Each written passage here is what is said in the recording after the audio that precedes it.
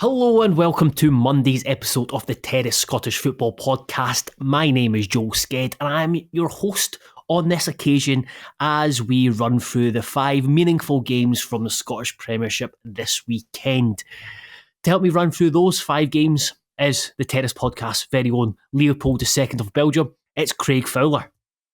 Hello, Joel. I'm curious. What's the non-meaningful game that took place? Hibs win against Celtic, of course. Of course. I was going to propose that we just sack off the 6, or just the actual 6 games, and just speak about Rangers for an hour. But could do that. I mean, I think that's appealing for us all.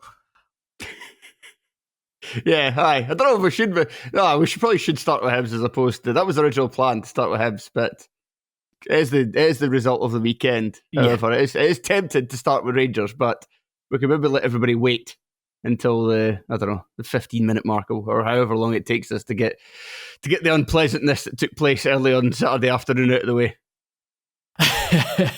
Yeah, I just can't believe it's it's happened. It's like one of those moments. Sorry, we will get into the Hibs game just shortly, but the announcement of Barry Ferguson and Alan McGregor and Neil McCann alongside his name escapes me, the guy that came in to assist Philip Clement. It is very much kind of Twin Tower territory in terms of you remember where you were when you heard the news.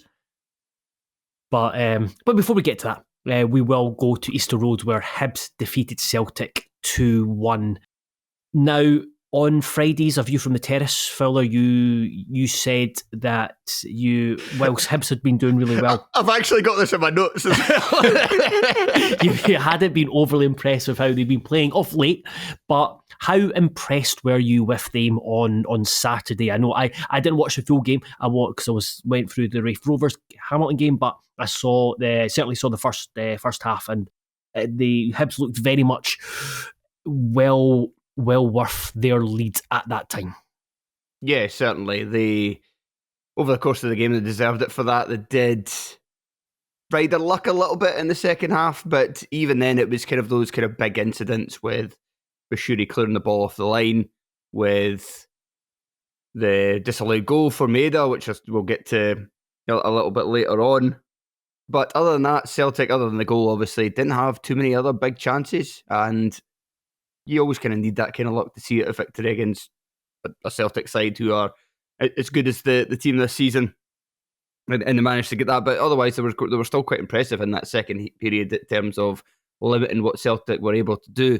And once it got to, you could kind of tell after the disallowed goal, the first few minutes when Celtic weren't then coming with kind of a renewed barrage on the Hibs goal, that it did seem like I just felt they were going to see it out from that point. And that's a credit to them. It's a credit to the steeliness that they've managed to find under David Gray that wasn't there at the start of the season. I think that Ewan certainly said this in group chat recently. I'm pretty sure he said it on the podcast before when they were struggling at the foot of the table early in the campaign, that they weren't necessarily as bad as they looked. Yeah. They just had an incredible propensity back then, even by Hibs standards, by the softness of Hibs as we've come to know throughout the years, the soft touch, the Hibsing it. Even earlier this season, by their standards, that was incredible. The amount of goals that were given away in the last 50 minutes of games, which were costing them points left, right and centre. That was always going to come back to the meme. They weren't going to finish on 30 goals conceded in the last 15 minutes of all season. But they've not only done that, they've not only made themselves a bit tougher in that part of the game, but they've made themselves a bit tougher overall. And you could see that in this one. And if you're talking about improvements, going back to what I said about them, I expected the results to start to fall off because they hadn't been playing well recently, and they had been riding their luck against other teams a little bit. But what I probably didn't take into account is the fact that they are due to get better, because there's a lot of players coming back from injury, and Kieran Bowie is the most obvious example of that. Him just making his first start at the weekend. Yeah. Just on going back to kind of what you said about their improvement. Just the point what I wanted to make was I look at StatsBomb quite a lot, just access to it and seeing it, and they them and Aberdeen were the two teams that all stood out to me, just because Aberdeen were massively overperforming when they were having that really good spell, and Hibs were having a terrible time with it.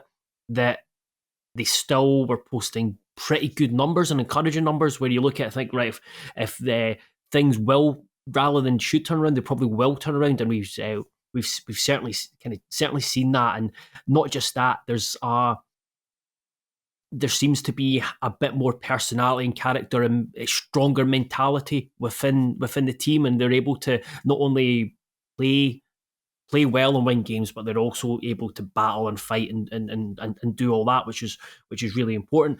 But yeah, you mentioned Bowie there. He was someone I had question marks when they signed him for the price that they signed him for, but he looks like a real handful. And I go back to something that I've spoken about recently, in that I think in Scottish football, it's every Scottish Premiership team, maybe discount Rangers and Celtic, you need to have, and if you're going to have a really good season, competent goalkeeper, a centre half who heads the ball, a midfielder who is very good at picking up loose balls, and whether they might not start, a physical presence in attack, where at times where you can just throw the ball up to, or who's going to unnerve the opposition.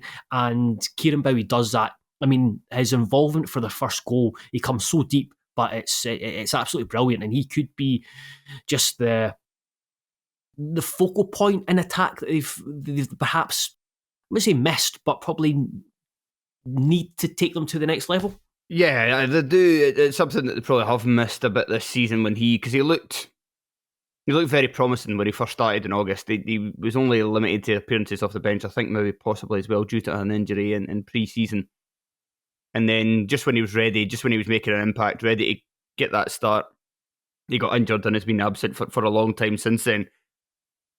Mikola Kukarevic, I think when he first brought him back to the club, I thought that was a really good signing and filled that void very well, but he's flattered to deceive a lot this season. Dwight Gale, there's a degree of physicality there. He knows how to use his body, but he's obviously quite a small player, and physicality is not something you're going to get off of Martin Boyle or Ellie Johan. So they do need somebody like that to fully kind of round out the attacking core. And speaking of Johan, that's another player that's still to come back. Joe Newell was on the bench for this one. He's going to improve the midfield because, I mean, it was a different kind of game in this one for Mariah Welsh to play. It was more about kind of doing a lot of work off the ball and doing a lot of running, and that's what he's good at. He's not really good at much else, but Newell will obviously improve that midfield core. And even Nick Pateta, not a huge fan of him, but not really had the chance to see him all too often, if at all, as part of the three at the back, where he can play that Rocky Bashiri role in the centre of the back three, and he doesn't really have to play with the ball at his feet, which is, as we saw earlier in the campaign, his real weakness. So Hibs are getting stronger, and at this point in time, I'm kind of looking at them thinking, you just might be the best suited team to finish in third. The one thing I would say that probably will stop that from happening if it does fail to occur is what you said there. You need a competent goalkeeper. Jordan Smith, still not sure if he is. He's had a decent run in the side. He's looked better than what he looked like when he first came into the team. But I don't think he's been tested an awful lot in the matches in which he's played. He's had some decent moments, but I don't think there's nothing really that kind of sticks out for me just off the top of my head in terms of like outstanding saves or whatever. And that was very poor, the goal against Celtic. Like, he just doesn't seem to react to the moment at all, doesn't seem to realise that Maeda's there. He just kind of expects the ball to come to him and for nobody to get there on the way. And it's just quite poor. And there's been other moments like the late shot against Ayr where he didn't really do that well with it. It seems like he's been lucky rather than being good. And I take no pleasure in saying that, other than the Hearts fan in me, because I don't want his mum to be upset and having to argue with people on social media. Yeah, I think he's done better than I expected when I first saw him. I think it was the first time properly seeing him was his first start at that Aberdeen game. Yeah. And just he didn't seem convincing in the slightest. There's an element of him where you got guys who look like footballers, like he looks like a big centre back. He looks like a really good player. He doesn't look like a goalkeeper to me when I watch him.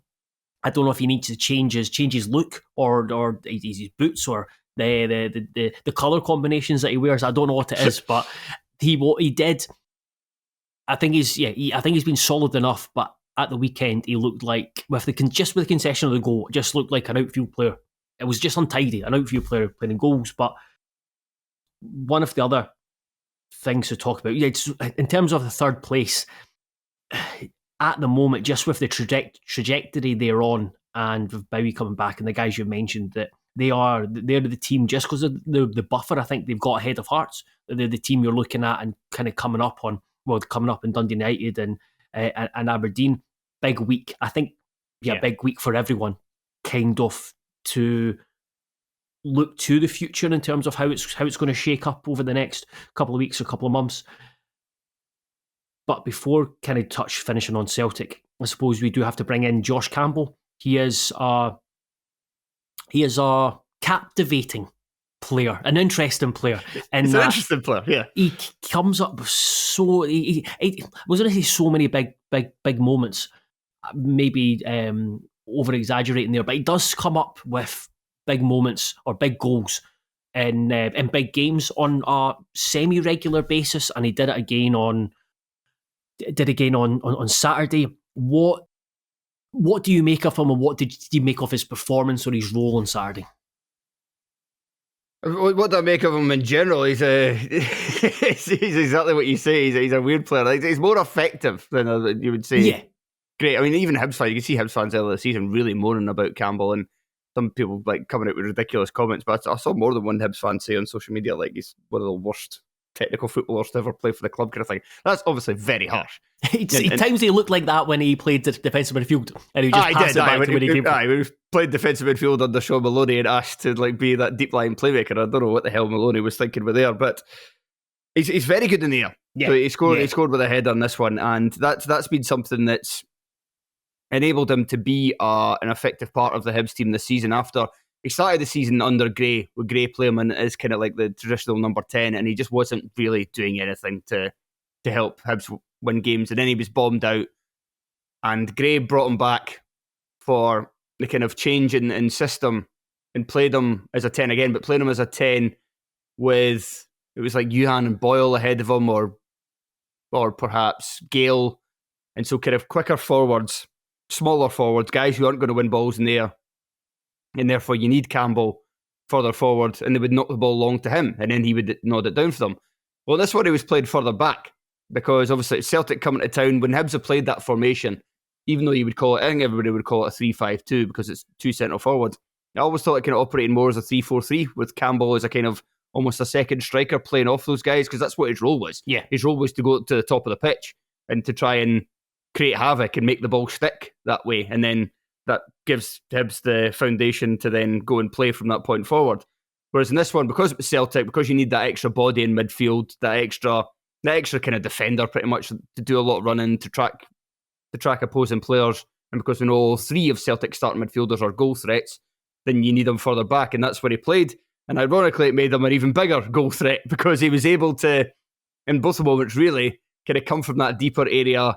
Celtic's attackers didn't pick him up, and he was able to ghost in both instances. Bloody hell.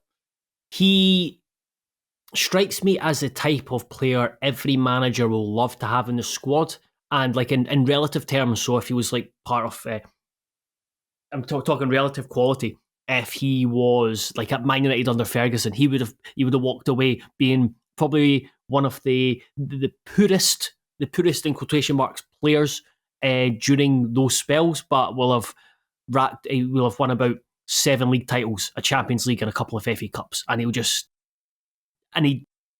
one of those players that, again, this is definitely not criticism. This is just like, I just think managers just like the qualities and the effectiveness he has, but he's one of those players that strikes me, and I think this was mentioned over the weekend, was that if he, in the Scottish Premiership, I think he looks like a Scottish Premiership player. See, if he dropped to League One, I think he'd look like a League One player. He's one of those curious players that I think will kind of rise or drop to what's around him in a weird way. But yeah, he's proven himself to be a kind of big moment player at times. Moving on to, we'll only touch on Celtic for a wee bit just because I don't know what there's much there is to say. It seems like it's just one of those games. I don't know if you'll feel differently. And again, the goal that was disallowed. I think it's safe to say that there wasn't any definitive proof that it was fully over the line. Yeah, there's been an angle that's come out since then from a Hibs TikToker, which is pretty much in line with the goal line. And even then, it's hard to tell fully. I think it might just be out, but I could easily be... I would happily have somebody said to me, no, I think the full circumference of the ball isn't entirely over the line, that there might just still be a sliver. But that just shows you, and that's a better angle than what the Alan Muir on VAR had to work with. And to overturn it, I mean, you looked at it for 3 different angles, and he overturned it on the angle that made it look like it was out the most, but you still could not tell definitively it was out. I think Celtic would feel right to feel hard done by in that one, but overall they weren't good enough, and it was mainly the first half performance. Second half, they definitely had a lot of domination. Hibs, as I said earlier, done well to kind of handle that pressure and to not let them have many clear-cut opportunities.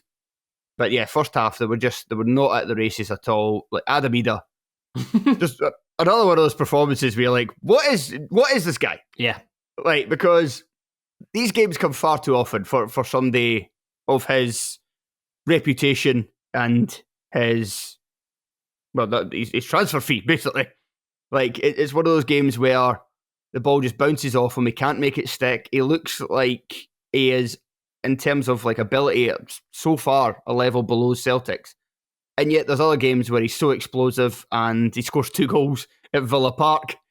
But at the same time, you listen to somebody talking about a player like that, it's like, oh, well, he's kind of like a Dessers type. He's a goal scorer, but he's not, maybe the best of footballers. But that's not quite the case either, because he's not really for playing for Celtic and for having the finishing ability he has at times. He doesn't score enough goals for Celtic in Scottish football than he should do. And he also does have games where he plays quite well, where he's back to goal and can be that focal point, but there's just other matches when he's just not that at all. So this is one of his poorer games, and it's just still hard to figure him out completely. But it's also harsh to single him out because he was far from the only player in Celtic that didn't rise to this one. McCowan barely got in the game. It's one of the worst performances I've seen him put in Celtic colours. McGregor was sleeping defensively a lot of the time. Kuhn barely made an impact. Trusty just got bullied by Kieran Bowie, and Greg Taylor was guff at left back and then replaced by Schlupp, who was even worse. So there was just poor players all over the park for Celtic. It's obviously a case of them coming back for the disappointment in Munich, a tough 90 minutes, just not being at the races to begin with, and then getting into the second period. But, Joe, to cheer up you and myself, despite Hibs continuing their tremendous run where they've now, I think, lost only 1 game in 16, and that was away to Celtic, and they did play Celtic well in that game. At least this means that when Celtic play Hibs in the Cup, they won't be complacent and they'll be taking it very seriously. Funny you say that, because I was something made me think about that very thing this morning, and I was like, good. Thank goodness. But no, they were. I would much rather Hibs won in the league than they defeated Celtic in the league than they defeating them in the Scottish Cup, because I am and we both are very, very petty men. Right. Let's move on to Ibrox. Oh my goodness, Rangers 0, St Mirren 2. We'll start with St Mirren. We'll get St Mirren out there. We'll give them their dues before we get stuck into the Rangers rabble. St Mirren were very much worthy, or I keep saying very much, were more than worthy of their 2-0 win, weren't they? Yeah, I would say so. They went to Ibrox. They didn't just sit in. They didn't just try to frustrate Rangers. They played on the kind of front foot very from the off, really. They pressed Rangers high up the park, won the ball deep in their areas, stopped them playing through the midfield. It was really, instead of being, it was really a proactive performance rather than a reactive one. And fair play to Stephen Robinson, because he's got his tactics spot on in this one. It was quite eyebrow-raising before the game when he decided to drop Toyosi Olasanya and bring in Jonah Ayunga. Now, we know that Robin Proffer, who was having to play because John Souttar is injured again, we know he's not up for the Scottish Premiership scrap.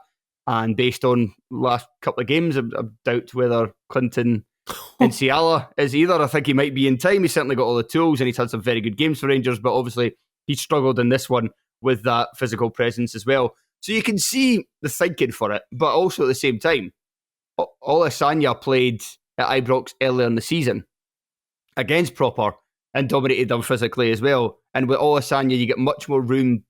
At Ibrox, there's much more room for him to run into behind, to run into the corners, to get someone playing up high up the park. And so it was a big call to leave him out, but it worked superbly.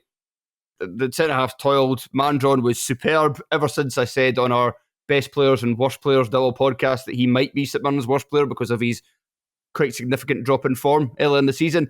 He's just completely shoved those... I doubt he listened, but he's completely shoved those words back in my face because he's been excellent of late and he was superb in this one. Ayunga, not been great really ever since he suffered that injury. It's certainly not for any length of time, but he put in a big performance as well. There was great shifts from O'Hara, Boyd Munce, Phillips in the middle of the park, both in terms of the two kind of industrious players, making it hard for Rangers to play their way through, but Boyd Munce also showing the composure on the ball that you need at Celtic Park and Ibrox so that your team isn't just giving the ball away constantly and facing wave after wave of attack. And yeah, just overall throughout the team, Alex Gogic, brilliant as well. He's been a bit up and down this season, but this was one of his better showings after a good performance against Hibs last week. Marcus Fraser's been quite consistent of late, so him and another decent show as well. So right throughout the team, like just so many good performances for Hibs, and as I mentioned at the top, Robinson just getting his team spot on. Yeah, Killian Phillips, I think Phillips is the one that often stands out for me. It stood out on Saturday as well, where you just look at him and think, it's like he was created in Stephen Robinson's dungeon, if Stephen Robinson did have a dungeon. And he just created you're a Stephen Robinson player for St Mirren, just a big effective shit. And he's good. I think he's good at both sides of the game. He'll put his foot on and he'll do enough in possession. Right? It just seems like an absolute nightmare to play against him. Just like St Mirren in general. Such a big win considering the run the run of fixtures they had or coming into, just because going back to Tom and I's the panic scale, and we had St Mirren, we had them in the second where it was like everything's fine, just because they're probably one of the most they're the team that's probably having one of the most normal seasons just in terms of what their expectation is. But the way the league is that they could have easily over the next week been dropped down could have gone from mid-table and you're to the point where they're looking over their shoulder just because they've got Tynecastle. So they've gone to Ibrox, they've got Tynecastle, then they host Celtic. But that win gives them plenty of breathing space, and it just keeps a wee bit of momentum going and keeps not the head above water, but just keeps them well away from kind of that danger when they do have a big week. Yeah, absolutely. But we've teased everybody enough. I mean, we don't really have to talk about the game because the game is irrelevant for what happened. I would agree that Clinton Nsiala, fine. He's fine up against a 17-year-old James Wilson who's still kind of building that side of his game, but up against Mandron Ayunga, soft as shit. Yeah, he looks like a very technically good player, but you cannot concede a goal like the second one where he gets a wee nudge and he's looking at the ref thinking, give me a foul. No. Aye, that was especially poor. The first one, it's obviously not great as well, but you can a little bit of misfortune in that he kind of accidentally clips his own I was going to say heel, not even his heel, clips his own calf. But I'm not sure how he done that, but it's something that you could say, like, okay, you can maybe forgive him for that. It's just a one of these things. But yeah, the second, and especially because it's Olasanya as well, who, like I say, does have that physical side to his game to go along with the pace. But come on, you need to be doing better there. Absolutely. And it did lead to a lot of boos. And then on Sunday, it was announced that Philippe Clement was no longer Rangers' head coach, a decision that probably should have been taken a long time ago. Imagine, even just 2 weeks ago, surviving an embarrassing cup defeat to Queen's Park, but he stayed on, of course, to beat Hearts, their customary win against Hearts. And then, as the night progressed last night. The Sun, I think, had Russell Martin was lined up, and then the Daily Record had an exclusive, and it was that Barry Ferguson was set to become the next Rangers boss. And even then, you're thinking, nah, I don't think that's going to be the case. Here we are. When was it? Early Saturday afternoon? Early Monday afternoon. Barry Ferguson was confirmed as the interim Rangers manager until the end of the season, and he was joined by Isami Chirai, who came in under Clement, Neil McCann, Billy Dodds, and Alan McGregor, which means that Alex Rae is no longer part of the Rangers coaching staff. It's simply incredible, and I think I'll probably have a different viewpoint to many non-Rangers fans on this. But what was your feeling when you seen that being touted, and then when it came to fruition? Well, it's kind of like what you said. It's the old kind of Simpsons joke. Like, why now? Why not months ago? Like with sacking Clement? Because I know you've been beaten by St Mirren and recently lost to Queen's Park, and the team is not playing well at all at this point in time. But the team has not played well at all under Philippe Clement in domestic football this entire season, other than maybe a little bit of a kind of turnaround, at least in terms of performances towards the end of the year before they lost to St Mirren on Boxing Day. Like, other than that, and then obviously they beat Celtic not long after that. That was kind of a bit of an upturn in how they were looking when kind of Egeman first came into the team in terms of playing every single week, and it kind of fitted Clement's the way he likes to play football a bit more. But other than that, they've been dreadful all season. The league title has been gone since, September? They lost. They're out of the cup now. After keeping them on after Queen's Park. Like, what is it about this? Why is this the straw that broke the camel's back? Because Patrick Stewart gave the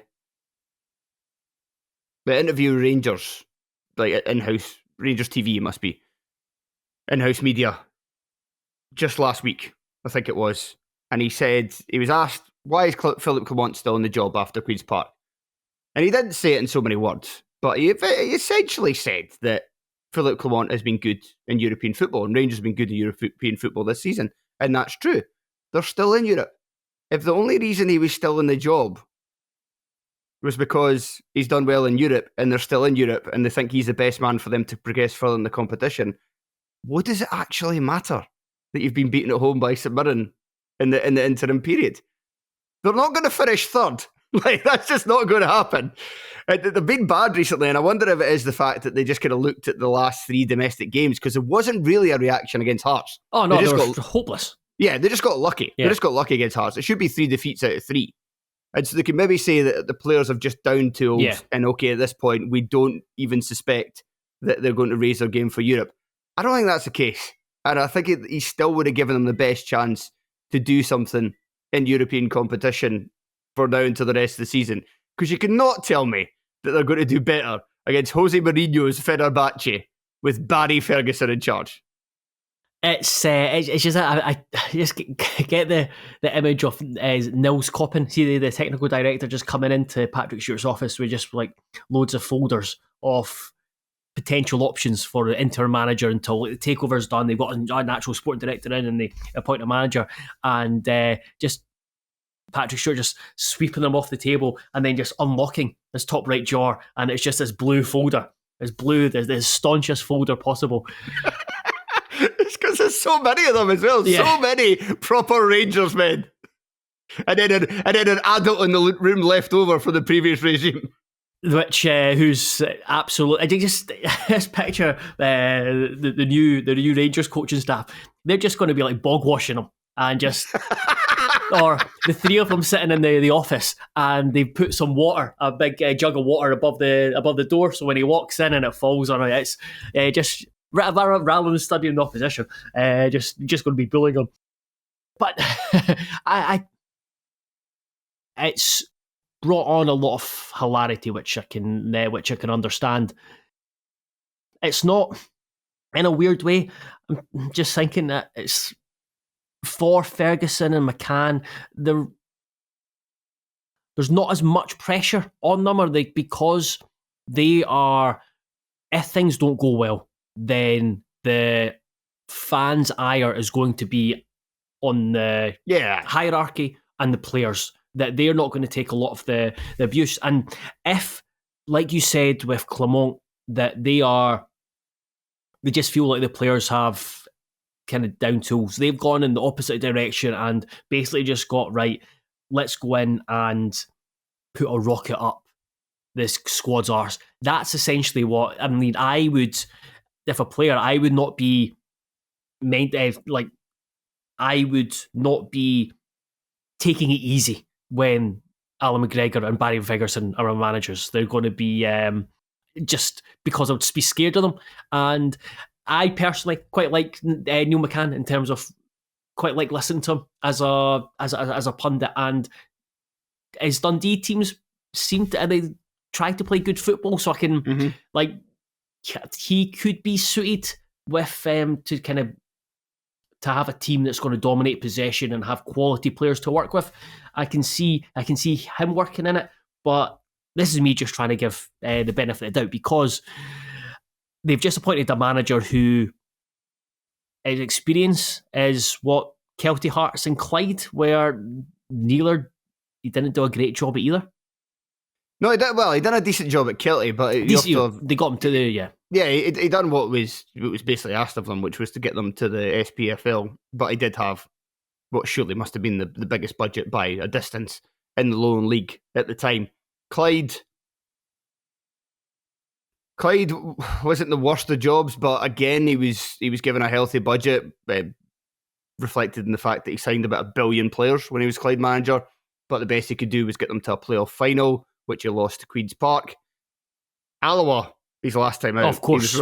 He was rubbish. Yeah. He was rubbish at Alloa. Like in Alloa, I think he had left him in like 8th place or something. And they immediately improved when Brian Rice came in to replace him. And Brian Rice is hardly a football management doyen, you know what I mean? Like, it's just, he's not got a great track record. But at least for his pals in the media who made up the excuses for him after the Clyde job and after the Alloa job, that it's just so hard for Barry because he was such a great player, and it'll just be hard for him trying to manage players who just don't have that level of skill. Well, he's going to get those players now, and let's see him just shouting at them all the time and calling them shite all the time really works. So do you know what? I hope it does, because if it does work, he might get the job on a permanent basis, and that'd be a lot of fun. I know a player quite well who worked under him at one of his clubs, and he raves about Ferguson.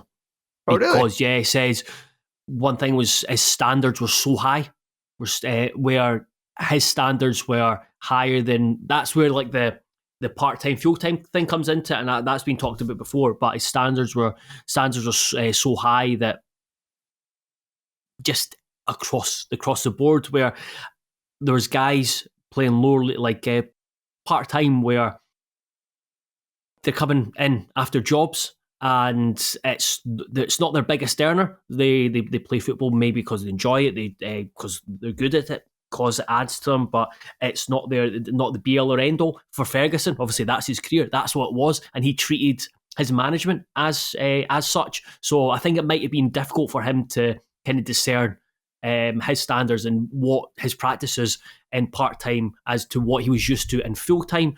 But again, that was his experience. He said he loved working under him and the demands that he set. Right, well, I knew somebody that played under Ferguson as well, and he said all he done was literally screamed at everybody all the time. He was raging all the time. Very much. I mean, I would say there's probably been players who enjoyed it and others who didn't. But yeah, we'll see if the Rangers first team right now enjoy that. But no, it's going to be it's fascinating. It's out of all the managers or coaches that could have been appointed, this is the most captivating. This is the most engrossing, because it is a club legend. He has talked about his desire to manage Rangers. He's managed lower league part-time, and it's been at best over the piece average. And now he's getting this, would say, one of the top 3 biggest jobs in Scottish football management. Well, it's the national team, Celtic, Rangers. He's getting one of the 3, and okay, it's for 3 months, but my oh my, this is going to be great. Absolutely. Either way, if he does really well, it's going to be kind of Barry Robson situation where there's going to be a groundswell that got right longer term, and it's going to be, if that's the case, it's going to be a very difficult decision for the takeover, where they obviously want to come in and make a big splash. But whether it comes to that, one thing I do know for sure is that if Barry Ferguson, he's definitely going to win one game, be if Hearts get into the top 6. Yes, correct. Right, where are we going next? I forgot where you led us to. Oh yes, we are going up to the Highlands, Dingwall. Ross County 3, Dundee 1. Dundee in the most Dundee way possible, but we will start with County. It was a big win for them. They are up to, I think they're down to 8th, but I think they got up to 7th. They went 7th before Hearts won on Sunday. Yeah, they went 7th. So let's talk about the game specific first. You said that there's it was a wee bit of a curveball in the fact that Don Cowie didn't throw a curveball in terms of naming the same 11.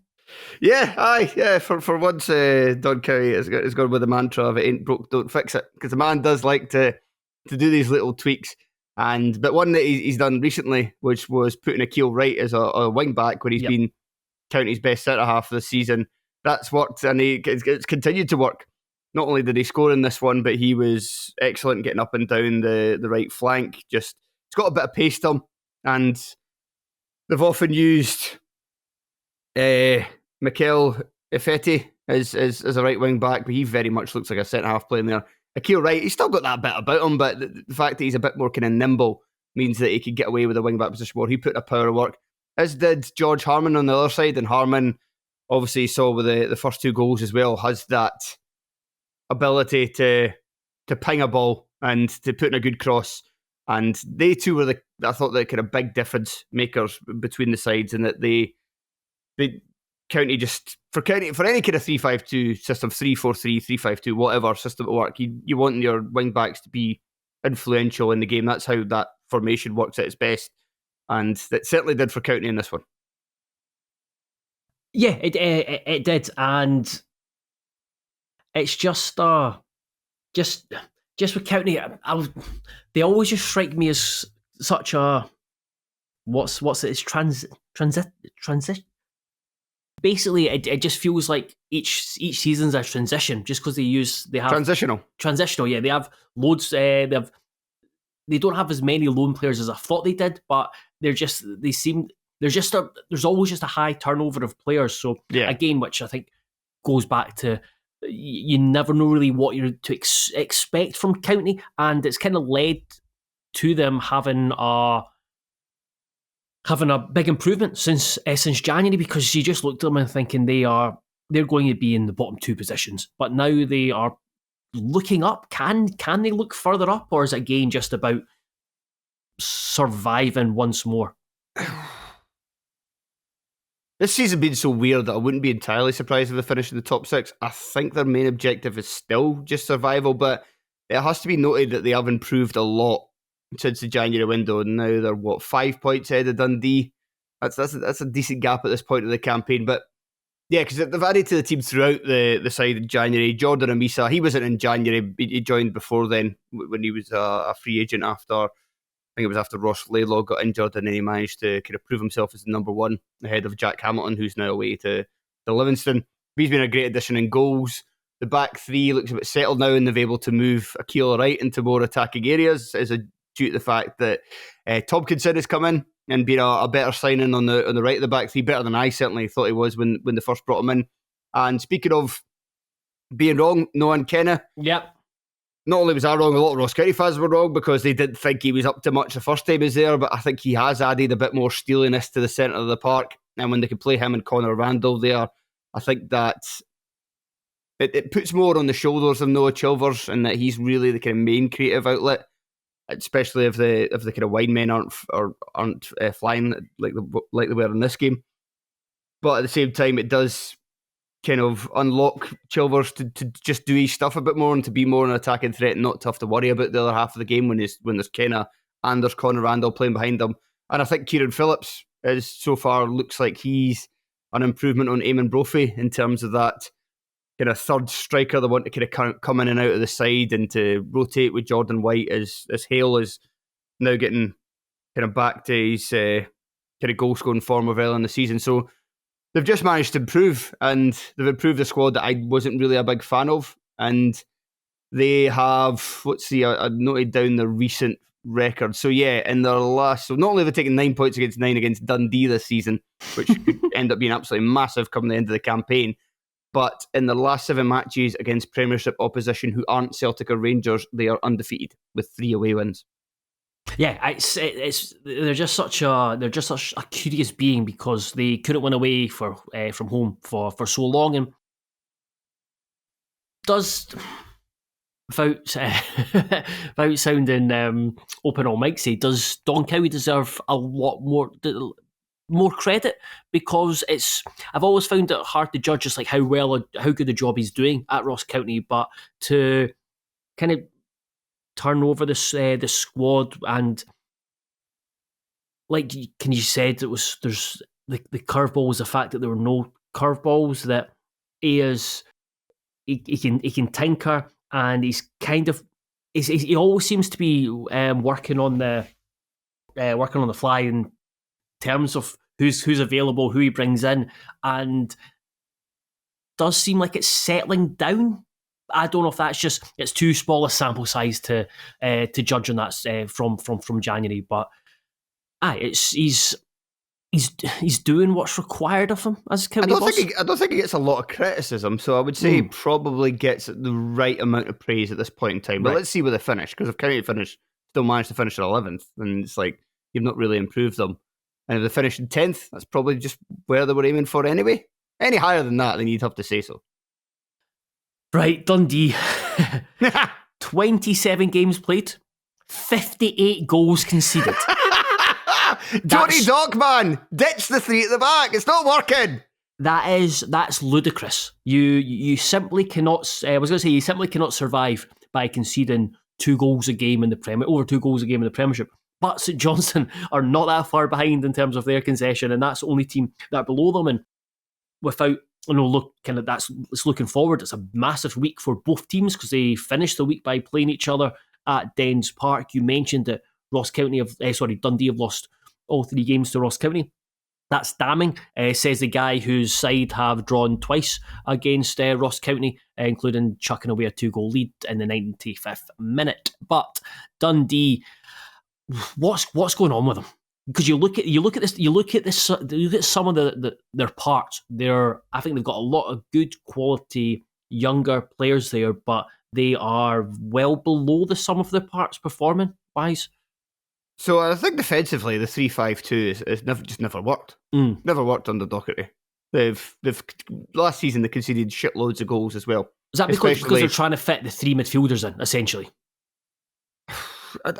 Possibly, but it's just something that just defensively hasn't worked. And they just got away with it last season because they were a lot better going forward. They're Luke McCowan, they were a bit more potent in attack. They had the threat of Owen Beck from the left-hand side. They were just better going forward. So they were able to win games 3-2. Like a lot of the time, and to really kind of thrill supporters, they were one of the best teams in the league to watch for that reason. This season, they're not as good in attack, and they're still as bad in defence.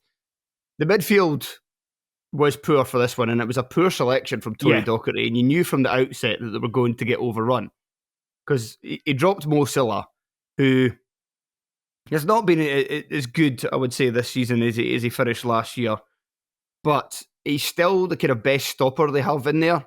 And when you're replacing him instead with like Jordan McGee and Finlay Robinson as the 2 deeper players and Lyle Cameron ahead of them, it's just too wee. It's just too lightweight. It's just always going to get overrun. And I don't know how he didn't see that coming. And I mean, you look at the each of the individuals in there as well. Robertson, I mean, he's a decent enough squad player having that you can put him at wing back, you can put him in the midfield. He'll run, and he'll work hard for you. And he'll do what is asked of him up to a point. Jordan McGee has been a very kind of consistent member of the Dundee team, but he's not been good since he's come back from his injury. So to have him as the kind of the old head, the kind of leader, the linchpin of that midfield was a bold shout.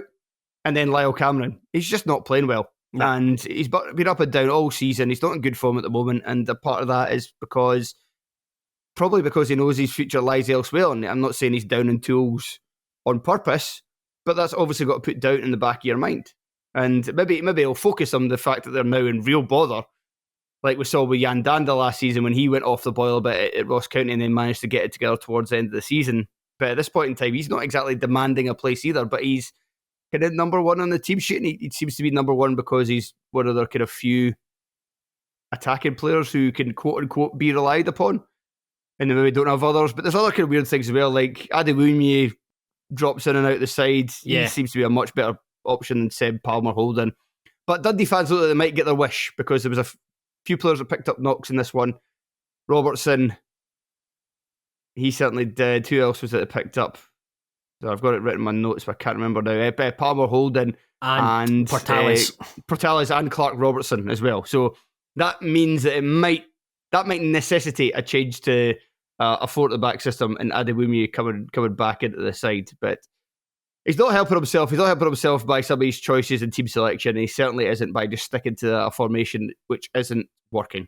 I remember them just before they played Hearts, and they was getting like, they got 6 players back from injury. I was like, oh, that's really good news for Dundee. It's turned out it's been terrible news. they just got managed to get worse. But yeah, like I know praise the squad, and in terms of individuals, there's individuals in the squad that I like, but the Robertson and McGee midfield kind of combo, plus the way that Cameron has been playing, very championshipy. That feeling. Then you look at their bench, and it felt like the bench there was stronger. And the goal from I think it was Chilver's goal. I think it was the third goal, where it was, because usually it's a team that the old saying is the team that's just scored, they're at their most vulnerable. You're at your most vulnerable when you just scored. Not Dundee. They're at their most vulnerable all the time, especially currently. Right, we will leave the Highlands and move down to Perth for Sunday's game, live on Sky Sports, 12 p.m. kickoff on a dreadful pitch. What do you want to know, Craig? Because I see in your notes that you were very hungover watching it, and said that you can talk about Hearts. So yes, feel free to take over the presenting post right now. Okay, Joe, tell me about Hearts. It was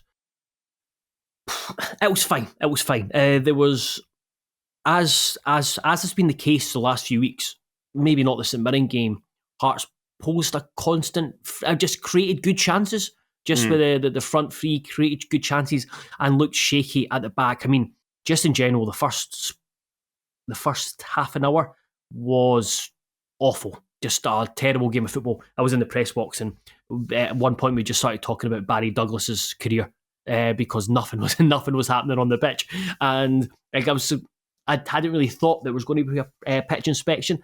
I think it looked worse than it actually played, but yeah, it looked frankly terrible. And then Hearts kind of grew into the game, helped by St Johnstone still trying, obviously, the way that Valakari wants to play, trying to play out, and they got a bit of joy from there, and then it was just over the piece. I just think Hearts had better quality players, had a better spine, and you looked through the Hearts spine. Kabangu scored 2 goals, looked lively. Shankland as a number 10, just great. Didn't have his best game by impacts the game because he drops it at the number 10 and he's able to pass to players in front of him and be that creative outlet. Benny Beningame was absolutely superb in that number 6 role in the diamond, which you need to have someone to take on a lot of defensive responsibility, because it does leave Hearts slightly open, especially down the flanks. He was brilliant at sweeping up, pressing folk for picking up loose balls, and Craig Gordon came up with a wonder save, and then Steinvender played. If he was out of the 2 centre backs, he played really well, but it was more his in possession that really stood out with his ability or willingness to play passes. I was going to say, because you mentioned the defence being looking a bit weak as it has done in recent games, but is it a fault of the defence itself, or is it a fault of the way that the team's set up? Yeah, it's definitely collective. St Johnstone they had a few really good chances just from cross balls. Well, it was set pieces or cross balls. Graham Carey, so they scored. Who was it that scored for St Johnstone? Jesus. I was there and watching the game. Sidibe. Yes, of course. Sidibe scored, and yeah, that was a brilliant ball. So that was a brilliant ball from Carey, and he just ghosted behind McCart. Then you had Curtis, who ghosted in behind James Penrice. That's when Gordon made a brilliant save, and then Graham Carey got on the end of a set piece and just turned it wide. There was a really good chance, and it was just a mixture of that kind of poor defending from set pieces, but sometimes there's not enough pressure on the ball. Mm-hmm. And we've seen it at times, even not playing the diamond from in wide areas, where the wide man doesn't get closed down quickly enough. Seen it with the cross for the CDB's goal. No one kind of paid attention, and then the Curtis one, and then the goal was rolled out as well. I can't remember who crossed it. I think it was Curtis that crossed it. Had so much time to make up his decision and clip it in for. I think it was Dre Wright had his header, and it was disallowed. So, yeah, I don't think it was particularly the centre backs. Like they didn't have a terrible game, but it just looked untidy. It looked messy, and I don't know if that's just going to be basically the trade off for having more of an attacking threat in the final third. So we're running out of time. So I'll.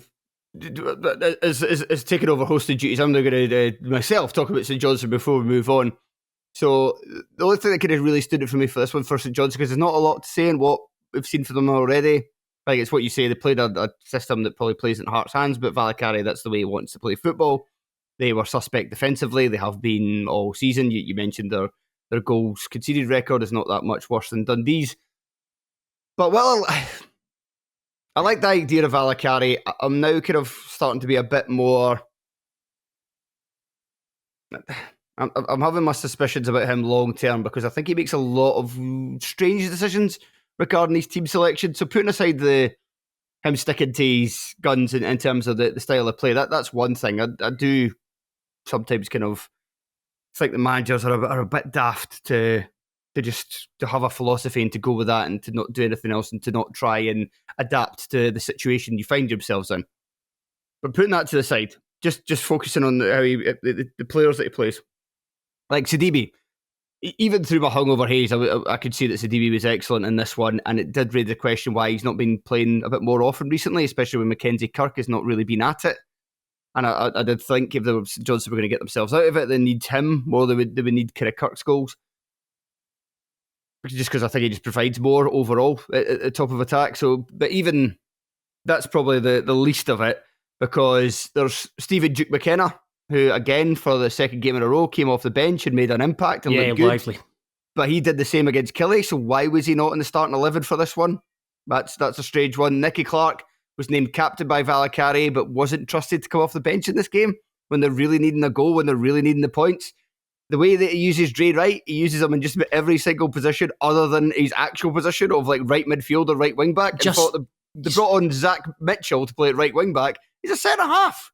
Aye, just on right. So he played as a left wing back, certainly all of the first half, and they did really well in switching the play out to him. But because he is a right footer, that he would be getting it and then kind of cutting back in. So it would it wasn't a case of cross the ball, he's in loads of space, he gets a ball, touches out in front of him, and he's driving the Hearts defence. Just with him coming back on, it kind of slows everything up. Yeah, aye. And the other one as well is that they've made some signings in January, and I think overall they've made themselves a bit of a stronger squad. But there's guys like Svedberg and Watt who are just getting this immediate trust that they are like starting 11 players, and there's not been much evidence, I would say, on the park to suggest why that is the case. So yeah, there's a few things he's doing which I'm kind of scratching my head at and thinking, what are you playing at? Yeah, so Svedberg was essentially as the second striker, or the Sidibe's partner, and then when Watt got subbed at half time, which again wasn't great, having having come out after the Killie game and talked about the pace of the game and not being used to it, and then Svedberg got moved back. Yeah, it was just wasn't the most cohesive. Right, can we cover 2 games in 15 minutes? 6 minutes each, the next 12 minutes or so? Yeah, well, Dundee United won, Motherwell. No, I think so. It was. We'll start with Motherwell. What did you make of them under their new boss, Wimmer? I thought it was a bit of a tale of two halves. I thought for the first half, they were a bit different. They looked a wee bit better in possession and they were pressing a bit more, but it was still the kind of same, that there just wasn't really much to Motherwell's performance. But things aren't going to change automatically overnight. That's obviously a squad that's, I mean, I think a lot of them liked played for Kettlewell enough, so I think they were a bit shocked when he went. And obviously they've just not been in great form at all, so the confidence is going to be low. So they kind of played like that. Second half, I thought it was a bit of an improvement. I think overall a draw might have been more of a fair result, but they did still kind of struggle to create clear-cut opportunities. I think a big thing, but they did put United under a bit of pressure when you have to consider where United are on the table in comparison to Motherwell, the fact that they're away from home, the fact that all they've been going through recently. There was enough there to suggest that they can actually pull a result out, a result that's very much needed before they kind of do their own nosedive in this midweek against Dundee. But a key thing for them is that Lennon Miller is struggling to get himself back up to speed after his coming back from injury. Mm-hmm. I'm not sure if he's just needing to settle back into the team again or he's not just fully at it yet. It's like in terms of fitness-wise.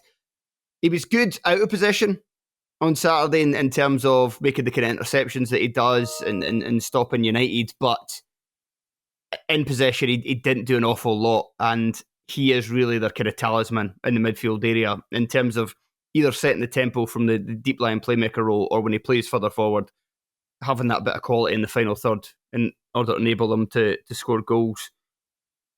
And the other just thing to mention, Johnny Kutrombis. That we're going with that? Go for it. Yeah, Johnny Kutrombis. He played the full 90. He barely saw him under Kettlewell. It was just kind of seemed to be written off as a really poor signing. Did fine. Like, decent enough performance. Nothing really suggests why he's not been in the team all season, especially when Motherwell have had some problems at right wing back. And speaking of the right side of the fence, Stephen O'Donnell, it's just continuing a really poor run of form for him. Not great for that goal, just getting caught under it, misjudging the flight and allowing Dalby to get that run on him, to get up before him, and then kind of using his body size to kind of pin him to the ground. And it's a good header, but O'Donnell should be doing better. I said the good thing for Motherwell is the fact, and the good for the manager in terms of the automatic relegation. He's got a 10-point buffer to kind of get his feet under the desk, and wouldn't be surprised if we saw, just with the way it's in Motherwell's squad is, just with injuries and stuff and players coming back, and him getting a good view of it, that we will see like changes from game to game, just so we can kind of essentially test the players, because you can test them in training or get a good idea of them in training, but it's not until they actually play games where you can probably make the definitive judgment. So that's probably one thing that's going in his favour. I know kind of when you got appointed, you kind of look back to when Hearts appointed Daniel Stendel, but there was two very different scenarios because of where Hearts were at the time compared to where Motherwell are with the points tally they have at the moment. Moving on to Dundee United, I'm not sure there's much to say about United. It seemed like a solid United performance that done enough to get the 3 points. A fantastic Dalby header, brilliant cross, brilliant header. Everything about it is why I really like Dalby and as what he brings to United. But for them, I just thought it was important that they won after the difficulties they've had over the last couple of months, and then add in the fact they've got 2 6-pointers this week with Aberdeen and Hibs, like teams around them. A couple of draws would be lovely from those two games. Oh yes, please. Yeah, this was such a Jim Goodwin game, I would say, in order to get them back going again. They started the game at home against Motherwell. I could see why fans were a bit annoyed. Started with Ross Docherty I was going to call him Josh Campbell. That's not his name. Fuck, was Campbell's first name? I've gone blank. Former Motherwell. Oh, Alan Campbell. Alan Campbell. Jesus, yeah. So Ross Docherty, Alan Campbell, and Vico Savelj in the midfield three, and that is very much a midfield three that is industrious. It's industrious. It's set up to stop the opposition from playing, and in Docherty to kind of set the tempo yourself. But Savelj is there alongside them to do the defensive work, and then Campbell's there to kind of do the box to box, but largely to do a lot of running and tackling himself. And then you've just got the two up front. So you're very much limiting what you can do in terms of trying to threaten the opposing team. But that's what Dundee United are set up to do. They've got Ferry on one side, they've got Ryan Strain on the other, and he's betting on the fact that one of them will put in a ball good enough to score a goal from, which Strain did. And even though Ferry didn't get himself an assist like his teammate on the other side, he was probably United's best player in this one. So it worked out for the best in this. But that's what Goodwin does. He kind of sets his teams, he's historically set his teams up to keep it tight and to not concede and to not lose the game in the first hour, and then he goes for it if he needs to. In this one, he didn't need to. So you barely saw Glenn Middleton in this one. And one blow, though, was losing Docherty. Docherty was having the best game, probably the best player in the park, and that's maybe why their second half performance suffered a little. He went off injured again, and he's not played an awful lot this season, but you could see that. Sorry, I said Glenn Middleton. You didn't see much of him. You didn't see any of Glenn Middleton. He stayed on the bench for the entire game. But with Docherty, you could see in his performances this season that if it wasn't for the injury problems that he just has consistently and has had consistently for several seasons, that he probably wouldn't been playing at the top flight level already. But this was proper Goodwin ball. They managed to get an early goal, and then they just looked to see the game out. And while United fans wouldn't be happy at the amount of pressure Motherwell had late on, still didn't really create much. Let's move on to Pittodrie for the final game, where Aberdeen also defeated Kilmarnock 1-0 in a game where Nick Walsh took centre stage with Nick Walsh and VAR. He sent off. It was Tobers that I think he was decided he sent off for committing a penalty that got ruled out because he got a call to VAR, and then Aberdeen scored not long after through Ockles, and that also got ruled out because of VAR. But in the end, the Dons won it with, I need to get his name up so I don't butcher his pronunciation and disrespect him. I think it's just the bag. Is it not? Is it just the bag? I think so. The badge, maybe. I'm not too sure. I would say the bag. The bag. O'Day, we'll call him O'Day. That's easier. O'Day the bag scored a very late goal to win it, to prompt some wild scenes at Pittodrie, and another big 3 points for the Dons. Aberdeen, what do you have to say on Aberdeen's performance? It seemed like, it was a pretty poor game over the piece, and it's essentially, basically, Aberdeen's squad depth helped them see off Kelly. Oh yeah, we'll get to the big thing in the game, which was the substitutions for both teams. But just initially to say from Aberdeen that, similar to the Dundee game last week, they weren't very good. Mm-hmm. And I mean, that's, on the one hand, it's a concern. On the other hand, they needed to just get back to winning ways. Yeah. And even though they've not played well in the last two games, they've managed to get over the line in both of them.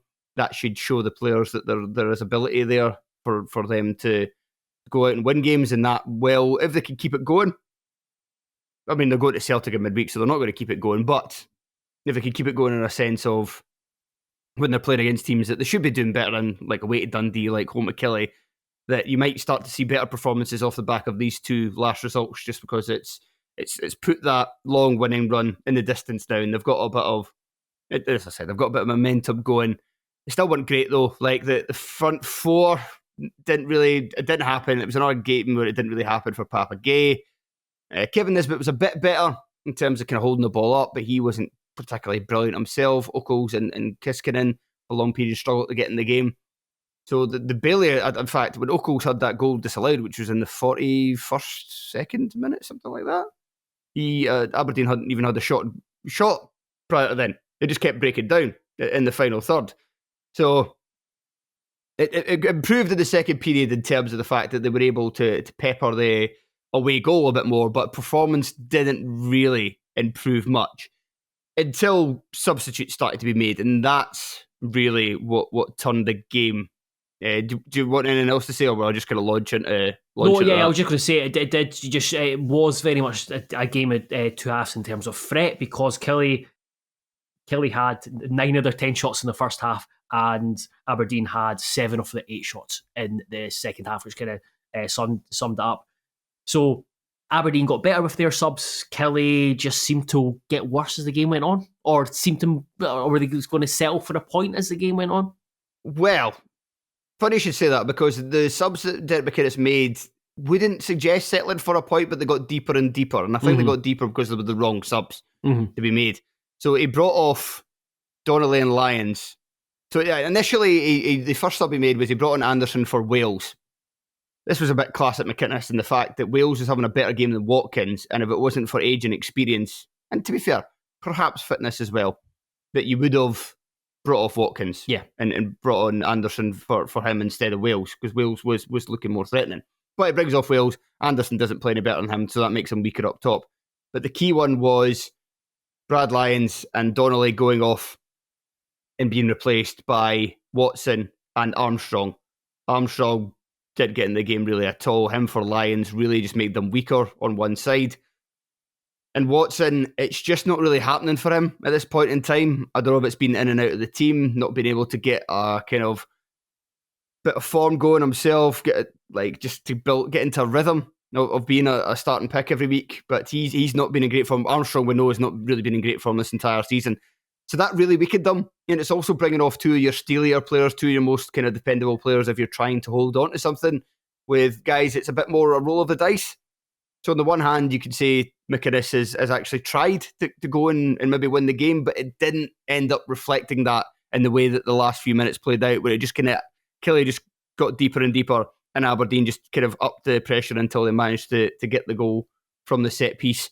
And if we're talking about Watson and his development not happening this season, it's also quite noticeable that Calvin Ramsey didn't get off the bench in this one for Kelly. So it's not been, you kind of hoped he would come back and be able to reignite his career after it stalling down south, but that's not happened so far. He showed a few nice touches when he played at Tynecastle a few weeks ago, and there were just there seemed to be some positivities, like the way he took the ball, the way he took players on. It was a wee bit of excitement, but no, it's did fear him coming back up the road. He maybe not quite the same player, but hopefully that will change over the coming weeks. Craig, hang on. Before we go, I just want, because I didn't say about Aberdeen subs, so I'll just do that just quickly before we finish. So the Aberdeen made a triple sub. You saw, I actually showed you that on Sportsy, with Debag coming alongside Clarkson and Shinnie. So the interesting one about Shinnie was that Devlin came on for McKenzie at half time, and then they switched Jensen over to the other side, but Devlin couldn't continue, so Shinnie went to left back. So, and it was a bit of all these 3 subs, including Shade and Morris coming on as well for Oakles. All of them kind of injected a bit more life into the Aberdeen team, and it just kind of, as Aberdeen been doing a lot this season, and particularly when they were having that good run at the beginning of the campaign, the subs making a big difference. And so that you had Shinnie kind of old school bombing up and down from left back. Clarkson was quite important because he was somebody that finally within the Aberdeen team was managed to get his foot on the ball and show a bit of composure. You know, I think everybody knows I'm not a huge fan of Leighton Clarkson, but he certainly played an important part in them winning this one. The Bag obviously getting the goal. He looks like he's going to be quite a handful up front, certainly somebody that works hard, and it'll be interesting to see what he does as he settles into the team more. And Shady Morris was kind of back to looking like the Shady Mo around getting towards the turn of the year, where he was just getting on the ball and being direct and running at his opponent and making things happen. And so all the players just managed to contribute just enough to get Aberdeen to break through Kelly's resistance and get over the line and get the 3 points. Perfect. Well, Craig, thank you very much for that breakdown, and thank you very much everyone for listening as we look back at what was an eventful weekend in the Scottish Premiership, and into Monday as well, which maybe being the most eventful moment of the season, perhaps. We'll soon find out. We'll soon find out as the season has progressed, and we'll know if it has been a measured and very shrewd appointment, or if it's been not that. But we will we will come to that as we cross it. I don't think there's anything else I need to just promote the Patreon. If you go to Patreon. If you want to listen more, listen to patreon.com/Terrace Podcast. Loads of bonus podcasts on there to unlock. You can unlock them all from £5 a month, so that's a pretty good deal. But we should also say that A View for the Terrace is back. You're away to take part in the meeting for this upcoming one this Friday. But if you want to watch episode 1, which was myself, Joel, Telford and Sean, that is available on the BBC iPlayer if you missed it on BBC Scotland last week. So, right, that'll do, is it? Yeah. And if you do, don't look too closely at my hairline. Thank you very much, and goodbye. Bye-bye.